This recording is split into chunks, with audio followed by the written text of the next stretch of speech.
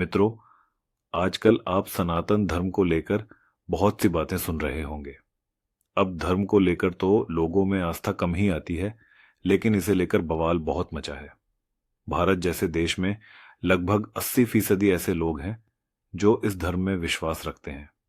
वहीं धर्म के नाम पर कई लोग इस समाज में गलत बातें फैला रहे हैं, जिससे एक धर्म का आदमी दूसरे धर्म के आदमी को अलग ही नजर से देखता है।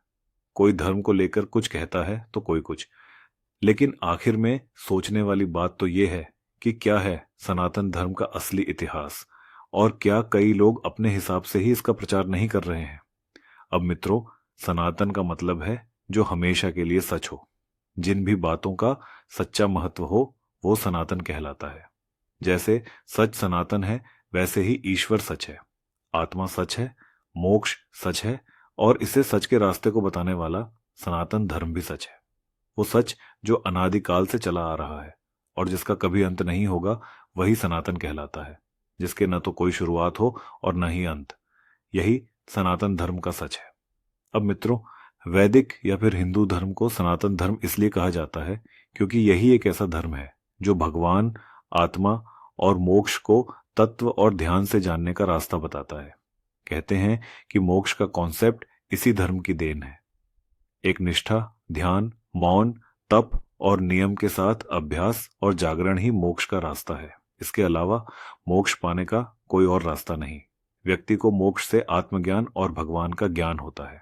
सनातन धर्म के मूल तत्व सत्य, अहिंसा, दया, क्षमा, दान, जप, तप, यम, नियम है, जो हमेशा के लिए रहेंगे, और बाकी के प्रमुख धर्मों के उदय होने से पहले ही वेदों में इन सिद्धांतों को तय कर दिया गया था। अब जो लोग ब्रह्म या फिर परमेश्वर को नहीं मानते, वो एक झूठी दुनिया में जीते हैं। असत्य से व्यक्ति मृत्यु काल में कभी न होने वाले अंधकार में है। उनके जीवन की गाथा बम और भटकाव की गाथा सिद्ध होती है, और उन्हें कभी भी अमृत्य नहीं मिलता। मृत्यु आए इससे पहले ही हिंदू धर्म के सच्चाई के रास्ते पर आ जाने में भलाई है, वरना कई योनियों में भटकने के बाद भी अंधकार में रहेंगे।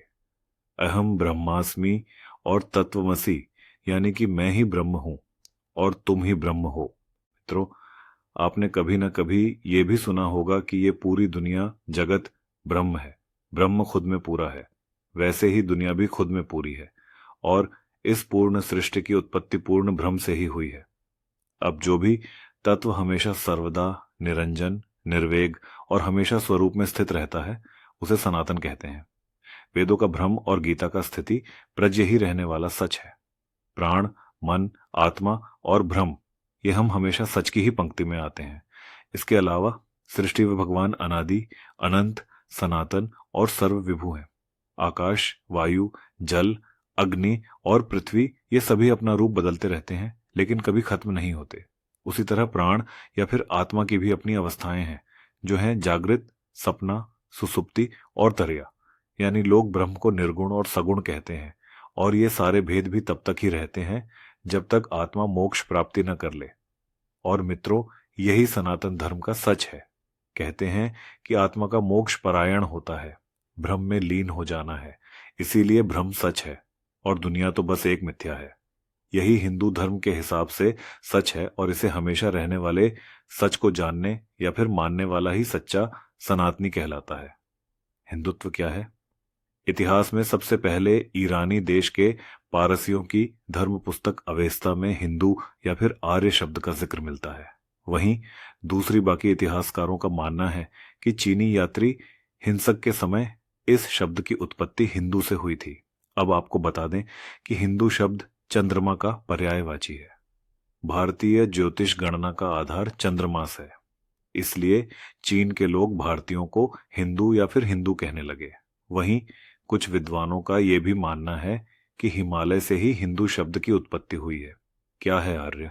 वही मित्रों, आर्य समाज के लोग इसे आर्य धर्म कहते हैं, जबकि आर्य किसी जाति या धर्म का ना होकर उच्च ही माना जाता है। यानी कि जो मन, वचन और कर्म से हो, वही आर्य है। बौद्ध धर्म में भी 4 आर्य सत्य का मतलब 4 उच्च सत्य ही होता है। इस तरह आर्य धर्म का मतलब उच्च समाज है, धर्म है। साथ ही आपको बता दें कि प्राचीन भारत को आर्यव्रत भी कहा जाता था, जिसका मतलब था उच्च लोगों की निवास भूमि। विज्ञान भी सनातन सच को अब तक कामयाब नहीं हो पाई है, लेकिन वेदांत में उल्लेखित जिस सनातन सच की महिमा का वर्णन किया गया है, विज्ञान भी अब धीरे धीरे उससे सहमत होता आ रहा है। हमारे ऋषि मुनियों ने ध्यान और मोक्ष की गहरी अवस्था में ब्रह्म, ब्रह्मांड और आत्मा के राज को जानकर उसे तौर से बताया था। वेदों में ही सबसे पहले ब्रह्म और ब्रह्मांड के रहस्य का राज खोला गया था और मोक्ष की धारणा को तय कर उसके महत्व को समझाया गया। मोक्ष के बिना आत्मा का कोई महत्व नहीं, इसीलिए ऋषियों ने मोक्ष पाने के रास्ते को ही सनातन मार्ग बताया। सनातन धर्म के सच को जानने वाले अलग अलग काल में कई ऋषि हुए। इनमें से कुछ ऋषियों को दृष्टा भी कहा गया, यानी कि उन्होंने सच को जैसा देखा वैसा ही कह दिया। इसीलिए सभी ऋषियों की बातों में एक जैसी समानता है। जो ऋषि मुनियों की बातों को नहीं समझ पाता वही उसमें भेद करता है। अब भेद तो भाषाओं में हो सकता है, अनुवादकों में हो सकता है, कृतियों में भी हो सकता है, परंपराओं में, सिद्धांतों में भी, लेकिन सच में कभी अंतर नहीं होता। वेद की माने तो भगवान अजन्मा है, उसे जन्म लेने की जरूरत नहीं। उसने न तो कभी जन्म लिया है और न ही वो कभी मरेगा। अब भगवान तो एक ही है, लेकिन देवी देवता कई हैं। उस एक को कर बाकी के आधार पर नियम, पूजा, तीर्थ जैसे कर्मकांड को सनातन धर्म का भाग नहीं माना जाता। अब मित्रों, आप भी जानते होंगे कि हिंदू धर्म को दुनिया का सबसे पुराना धर्म कहा गया है।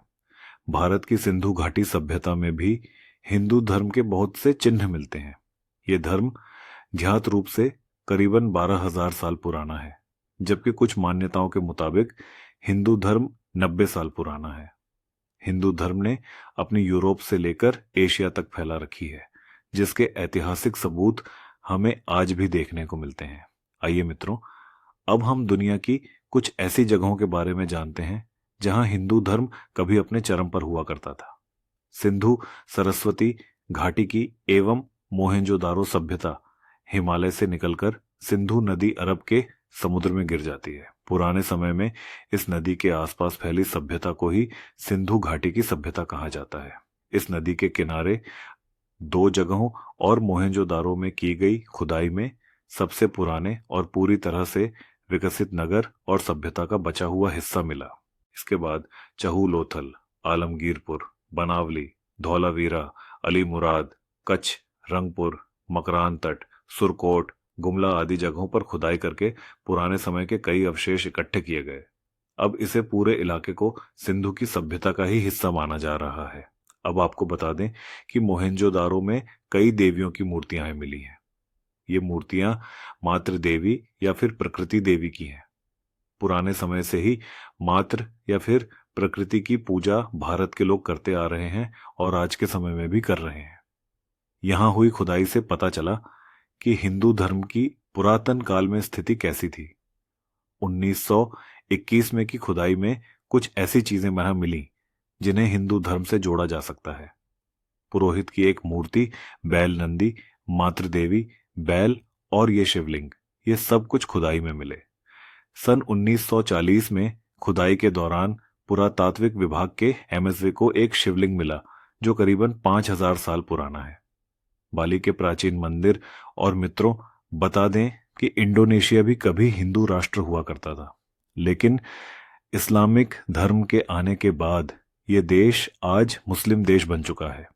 शोधकर्ताओं के मुताबिक जहां आज इंडोनेशियन इस्लामिक यूनिवर्सिटी है, वहां का भी हिंदू मंदिर हुआ करता था जिसमें महादेव और गणेश जी की पूजा की जाती थी, और यहां से एक पुराना शिवलिंग भी मिला है।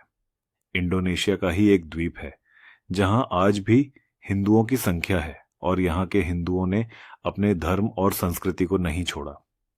यहां पर एक इमारत के निर्माण की खुदाई के समय कुछ मजदूरों को मंदिर के अंश मिले, जिसके बाद ये इलाका बाली के ऐतिहासिक संरक्षण विभाग को दे दिया गया, जिसने खुदाई करने पर यहां एक हिंदू इमारत को पाया जो कभी पहले हिंदू धर्म का एक प्रमुख केंद्र था। यही विशालकाय मंदिर आज बाली द्वीप की पहचान बन चुका है। इतना ही नहीं, बाली में हिंदुओं के कई पुराने मंदिर हैं। यहाँ एक गुफा मंदिर भी है जिसे गोवा गज गुफा और एलिफेंटा गुफा कहा जाता है। 19 अक्टूबर 1995 को इसे विश्व धरोहरों में शामिल कर लिया गया। ये गुफा महादेव को समर्पित है और यहाँ 3 शिवलिंग हैं। हर साल यहाँ लाखों पर्यटक देश विदेश से महादेव के दर्शन करने के लिए आते हैं। अब मित्रों, शंकर पुत्र सुकेश के 3 पुत्र थे, माली, सुमाली और मालवान। तीनों ही दैत्यों ने त्रिकूट सुमेर पर्वत पर एक नगरी बसाई जिसका नाम था लंकापुरी।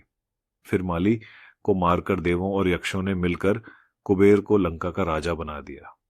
अब रावण की माता कैकसी सुमाली की ही पुत्री थी और अपने नाना के कहने पर रावण ने अपनी सौतेली माता इलवला के पुत्र कुबेर से युद्ध किया और लंका अपने नाम कर ली। इसके बाद रावण ने सुंभा और बाली द्वीप जीतकर अपना अधिकार क्षेत्र और लिया। अंगद्वीप, मलद्वीप, वराद्वीप, शंखद्वीप, कुशद्वीप, यवद्वीप और आंध्रालय पर भी जीत हासिल की। अब जब रावण ने लंका को अपने नाम कर लिया तो इसके बाद कुबेर को कैलाश पर्वत के आसपास के तिब्बत इलाके में रहने के लिए कह दिया गया। आज के युग के मुताबिक रावण का यह राज्य एशिया, मलेशिया, बर्मा, दक्षिण भारत के कुछ राज्य और श्रीलंका तक फैला हुआ था। वेटिकन शहर का शिवलिंग। अब सनातन धर्म के जानकारों का तो यह भी मानना है कि वेटिकन नाम तो वाटिका का ही हुआ रूप है। वैदिक काल में यह जगह भी सनातन धर्म का केंद्र हुआ करती थी। यहाँ खुदाई के समय एक शिवलिंग भी निकला है जो रोम के ग्रेगोरियन म्यूजियम में रखा गया है। और मित्रों, ये भी कहा जाता है कि वेटिकन सिटी का मूल स्वरूप शिवलिंग की तरह था। इतिहासकार पीएन ओक ने अपनी रिसर्च में यह दावा किया है कि दुनिया का चाहे कोई भी धर्म, वो निकला हिंदू धर्म से ही है। कंबोडिया का हिंदू साम्राज्य। अब आपको यह भी बता दें कि दुनिया का सबसे बड़ा हिंदू मंदिर, परिसर और सबसे धार्मिक स्मारक भारत में नहीं, कंबोडिया में स्थित है। ये कंबोडिया के अंगकोर में है और इसका निर्माण सम्राट सूर्यवर्मन द्वितीय के शासनकाल के समय हुआ था। ये विष्णु मंदिर है, लेकिन इसके पहले के शासकों ने यहाँ शिव मंदिरों का निर्माण करवाया था। अब वैसे तो कंबोडिया में कई हिंदू और बौद्ध मंदिर हैं जो इस बात का सबूत देते हैं कि यहाँ भी कभी हिंदू धर्म अपने चरम पर था। सदियों के झारखंड में यहाँ 27 हिंदू राजाओं ने राज किया। कोई हिंदू था तो कोई बौद्ध। यही कारण है कि इस पूरे देश में हिंदू देवी देवताओं की मूर्तियां बिखरी हैं। तो मित्रों, आज हम सब ने जाना हिंदू धर्म का पूरा इतिहास। अगर आपको यहाँ दी गई जानकारी पसंद आई हो तो इस वीडियो को ज़्यादा से ज़्यादा लाइक और शेयर करें।